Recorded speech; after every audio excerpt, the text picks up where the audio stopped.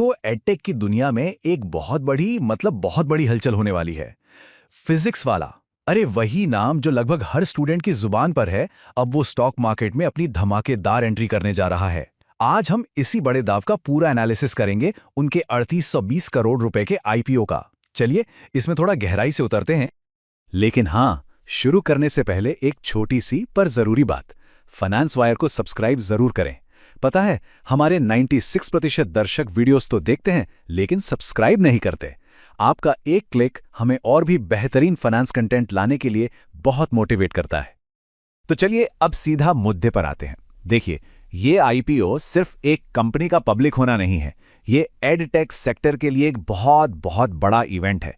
और इसका जो साइज है ना, वो वाकई में चौंकाने वाला है। 3820 करोड़ रुपया। जी हां, आपने बिल्कुल सही सुना। ये वो विशाल रकम है जिसे एडटेक की दिग्गज कंपनी फिजिक्स वाला पब्लिक मार्केट से जुटाने का लक्ष्य लेकर चल रही है। ये आंकड़ा ही अपने आप में कंपनी के फ्यूचर प्लान्स की कहानी बताता है। अब हो सकता है कुछ लोगों के लिए आईपीओ एक नया शब्द हो, तो एकदम आसान भाषा में समझें तो आईपीओ वो प्रोसेस है जिसके जरिए कोई प्राइवेट कंपनी पहली बार आम जनता को अपने शेयर्स बेचती है और एक पब्लिकली ट्रेडेड कंपनी बन जाती है। मतलब अब कोई भी उस कंपनी में हिस्सेदारी खरीद सकता है। लेकिन फिजिक्स वाला यहां तक पहुंचा कैसे?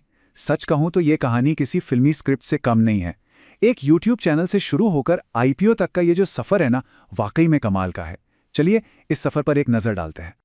यहां जो बात सबसे ज्यादा हैरान करती है वो है इनकी रफ्तार।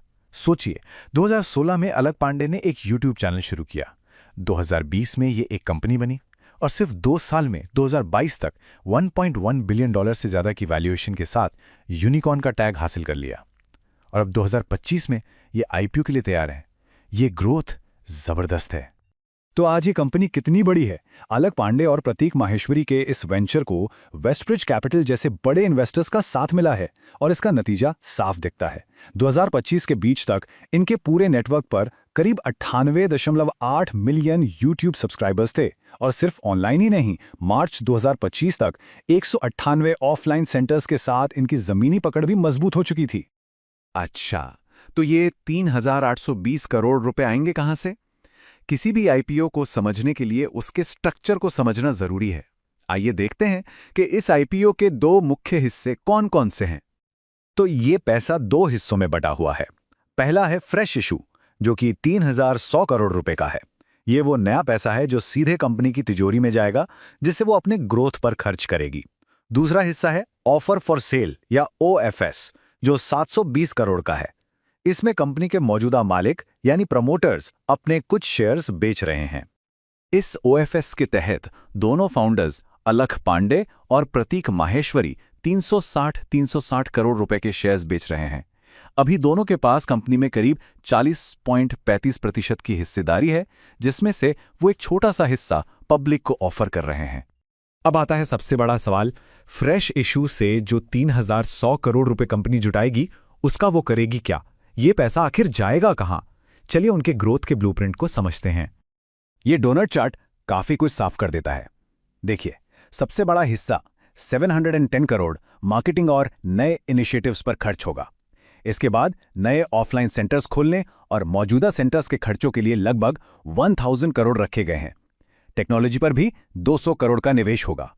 ये आंकड़े साफ साफ बता रहे हैं कि कंपनी का पूरा फोकस एग्रेसिव मार्केटिंग और अपनी ऑफलाइन मौजूदगी को और मजबूत करने पर है। किसी भी आईपीओ में निवेश करने से पहले कंपनी की वित्तीय सेहत की जांच करना बहुत जरूरी है। तो आइए देखते हैं कि फिजिक्स वाला की कमाई और घाटे की कहानी क्या कहती है।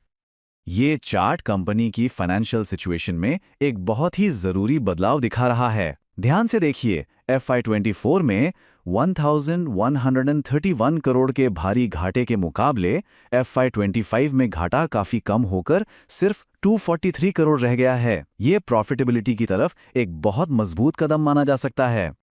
और ये टेबल, ये तो पूरी कहानी ही बयां कर देती है। एक तरफ रेवेन्यू FY24 के 1940 करोड़ से बढ़कर FY25 में 2886 करोड़ हो गया, मतलब ग्रोथ शानदार है। और दूसरी तरफ उसी दौरान घाटी में जबरदस्त कमी आई है। आईपीओ से ठीक पहले बढ़ती ग्रोथ और घटते घाटे का ये कॉम्बिनेशन इन्वेस्टर्स के लिए एक बहुत पॉजिटिव सिग्नल है। लेकिन ये आंकड़े सिर्फ एक कंपनी की कहानी नहीं बताते। फिजिक्स वाला का ये आईपीओ असल में पूरे भारतीय एडटेक इंडस्ट्री के लिए एक बड़ी परीक्षा की तरह है। इसका मतलब क्या है, आइए समझते हैं। ये इंडियन एडटेक के लिए एक ऐतिहासिक पल है, क्योंकि ये पब्लिक होने वाली पहली बड़ी न्यू एज एडटेक कंपनी होगी। और ये कदम ऐसे समय में उठाया जा रहा है जब इस सेक्टर के लिए प्राइवेट फंडिंग थोड़ी धीमी हो गई है। इसलिए ये आईपीओ एक लिटमस टेस्ट की तरह है। क्या आम निवेशक एडटेक के बिजनेस मॉडल पर भरोसा करते हैं?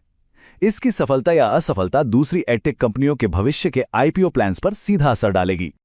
तो ये सब हमें एक बड़े सवाल पर लाकर खड़ा करता है। क्या फिजिक्स वाला का ये आईपीओ भारतीय एडटेक के लिए एक नए अध्याय की शुरुआत करेगा? क्या यह सेक्टर के लिए एक नया सवेरा लाएगा, या फिर चुनौतियां अभी भी बाकी हैं?